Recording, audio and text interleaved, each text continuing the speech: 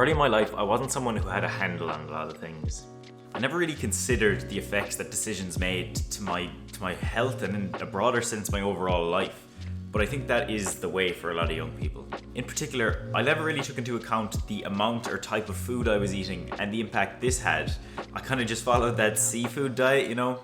I see food and I eat it. As a teen, I struggled with carrying some weight that I felt was unnecessary and excessive. And this really had an impact on both my self-image and my confidence at a time that these negative feelings are already amplified.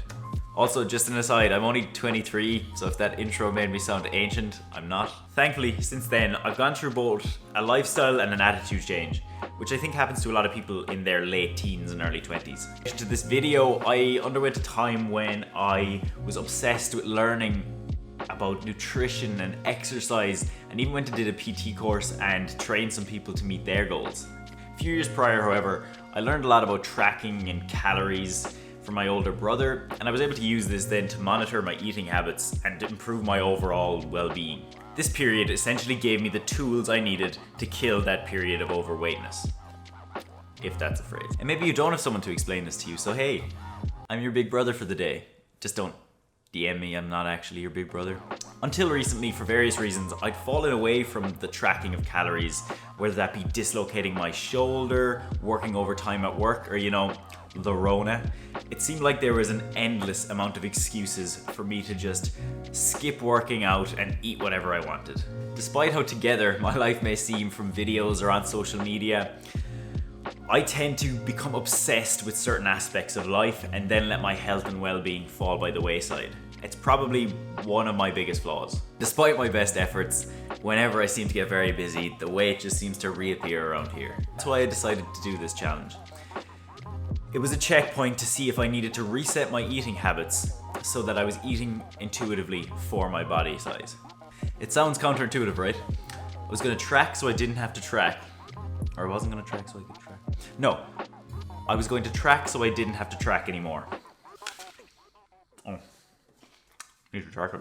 I'm going to be doing 30 days of tracking every little crumb that goes into my mouth. I hope doing this can help you to understand the process, even if you don't ever want to do it yourself. This was in the hopes that I could shave off a couple of pounds and improve my body composition. And in the end, I'd say this was successful. When people think of calories, they think of these demons that sneak into their food and make them fat. But in reality, a calorie is just a unit of measurement that's commonly used in nutritional information. Your body needs calories to do pretty much anything. I'm sure we've all heard the phrase that your food is your fuel, and this does go away to explaining why you need food. Like filling up your car with petrol, you need fuel to be able to go and do things. There is also the potential that you put in the wrong type of fuel or that you run out of fuel. Just like a car journey, your body expends a certain amount of fuel to complete different tasks, and this can be aligned with the amount of calories in specific foods.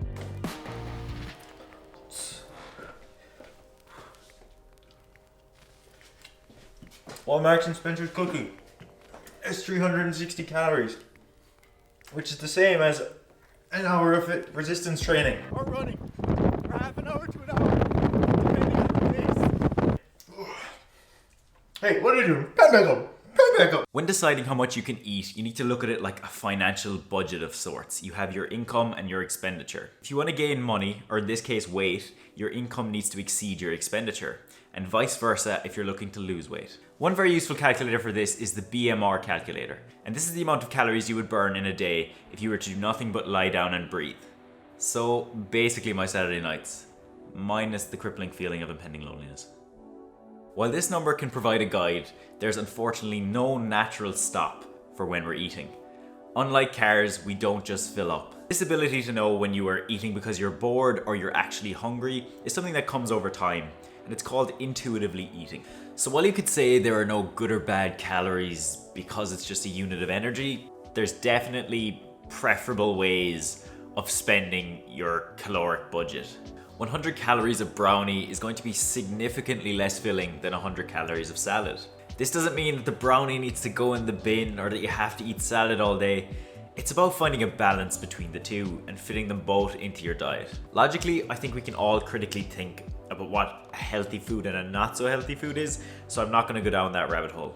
As well as tracking calories, I also tracked the breakdown of protein, carbs and fats that make up these calories. Now these are the 3 macronutrients and they all have a different calorie per gram value. They also serve separate functions inside our bodies, and as such you should really be focusing on eating all 3. Personally, I like to consume about 2 to 2.5 grams of protein per kg of body weight, around 1 to 1.5 grams of fat per kg of body weight, and then let my carbs make up the rest. Generally, I'll just track the total calories and the protein number, and then I'll let the carbs and fats fill up in between.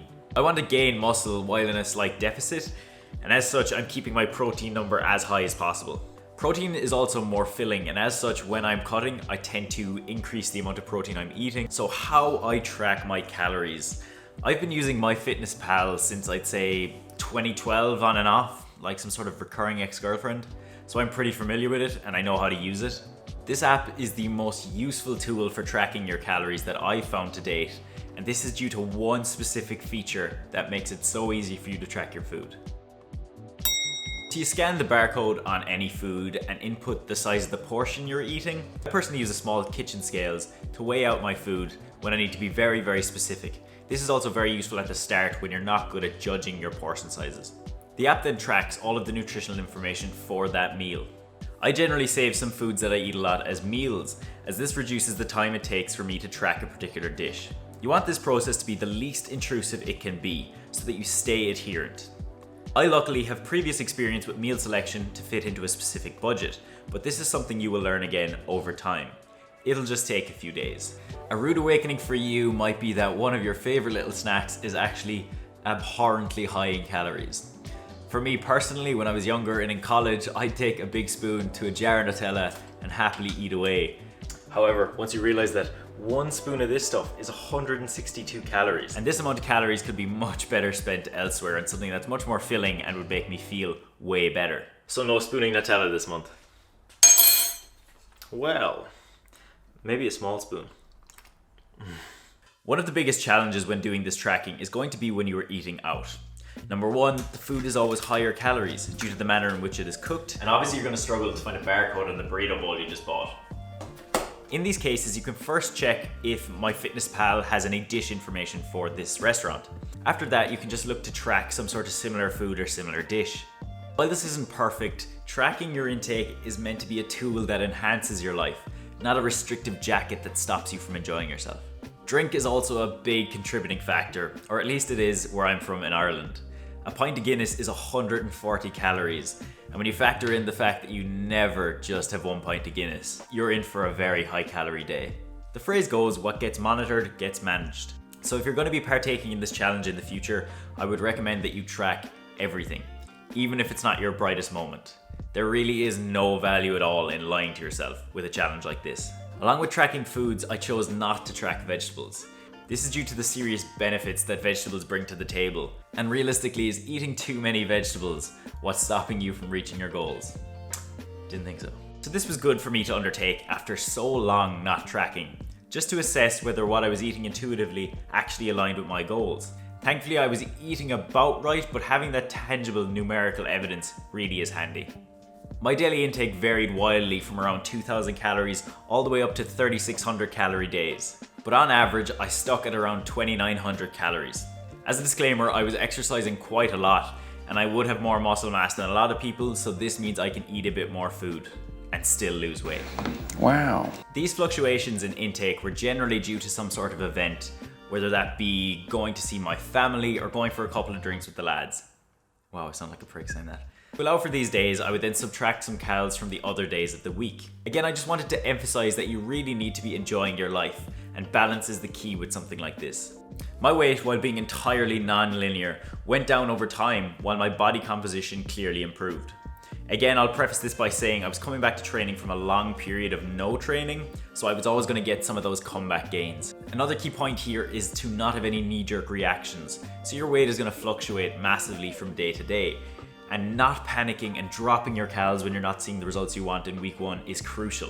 This is a bit of a process, so you want to figure out your baseline and then alter for a couple of weeks from there. A byproduct I used to suffer from when I originally started tracking was seeing food as numbers. It's easy to see your foods as just figures to meet a quota, and thankfully I've moved away from this to really emphasizing having tasty foods. Eating nice foods within a certain budget is not difficult, and this process will help you to understand what is actually in what you're eating. I will say that tracking can be a bit of a pain in the hole, especially if you leave your tracking until the end of the day and you're logging everything from that day, although maybe I'm just impatient. So why do we need to care about calories?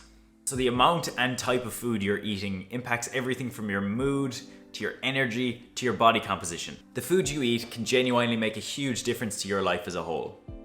In conclusion, I think that calorie tracking is a useful tool, but that's all it is, a tool to help you understand what you were eating. I think as far as general population goes, you should be trying to get to a point where you can eat intuitively and alter your weight as you please, whether that be gaining or losing weight. The idea is to create healthy eating habits without developing a negative relationship with it. It is somewhat time consuming, but MyFitnessPal definitely speeds up the process. I personally couldn't even imagine tracking without it. I will say though that if you already have a negative relationship with food, I would talk to someone that's specialized in this area, like a doctor or nutritionist, before undertaking a challenge like this, as I don't know how it will affect you. So that's all from me, people. Thank you very much for taking the time to watch this video. As per usual, please subscribe to the channel, and if you enjoyed the video, please give the like button a slap. If you really enjoyed it, maybe share it with a friend. I'd really appreciate it. That would be very nice. So that's all.